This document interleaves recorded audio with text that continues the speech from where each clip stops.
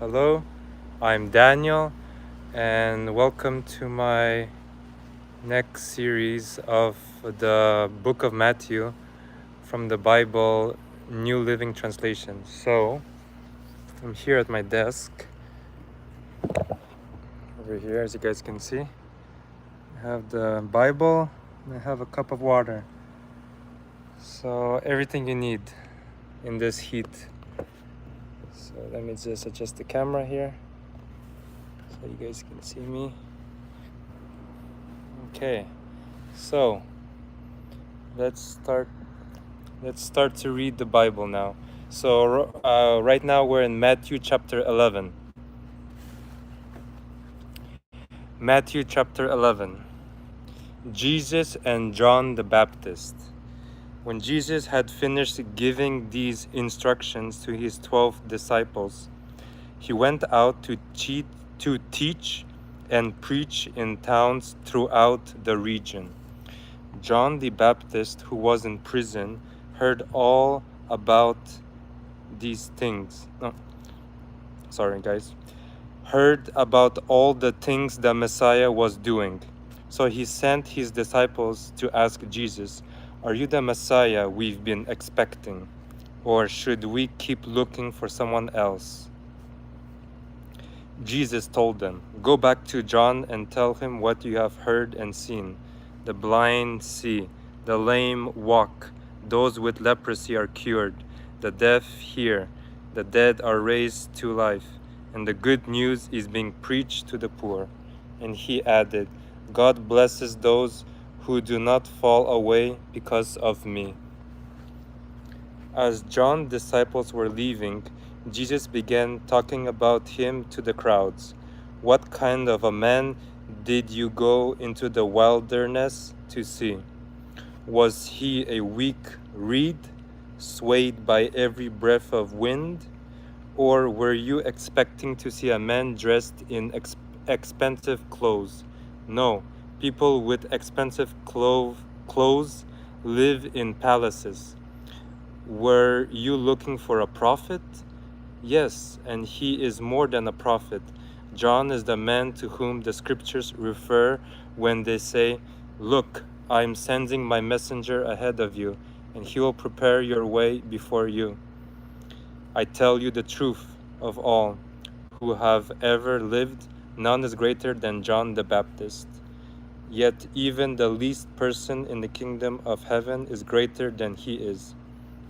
And from the time John the Baptist began preaching until now, the kingdom of heaven has been forcefully advancing, and violent people are attacking it.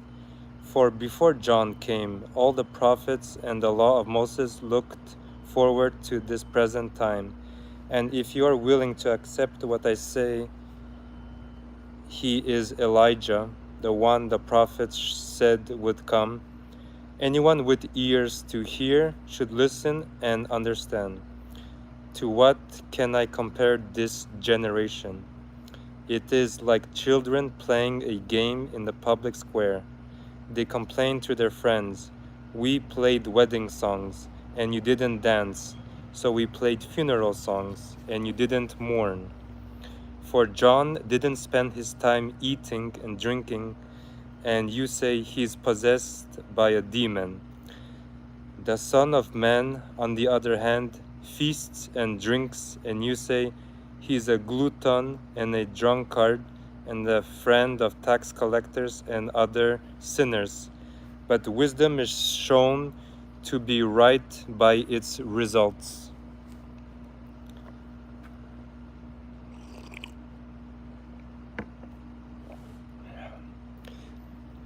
Judgment for the unbelievers. Then Jesus began to denounce the towns where he had done so many of his miracles, because they hadn't repented of their sins and turned to God. "What sorrow awaits you,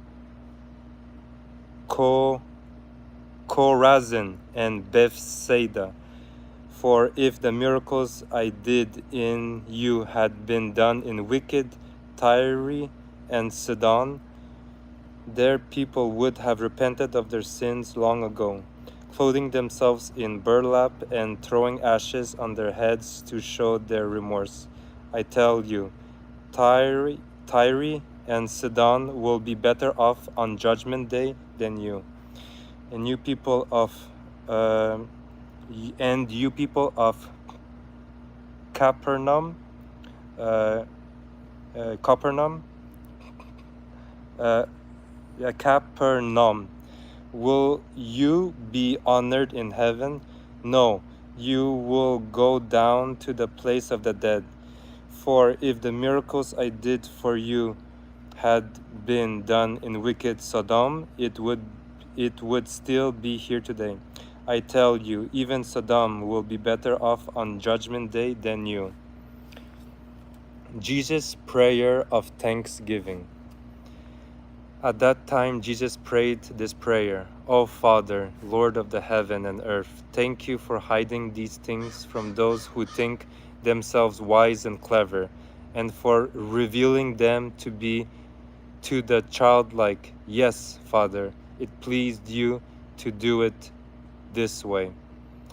My Father has entrusted everything to me. No one truly knows the Son except the Father, and no one truly knows the Father except the Son, and those to whom the Son chooses to reveal him. Then Jesus said, Come to me, all of you who are weary and carry heavy burdens, and I will give you rest. Take my yoke upon you. Let me teach you, because I am humble and gentle at heart, and you will find rest for your souls. For my yoke is easy to bear, and the burden I give you is light.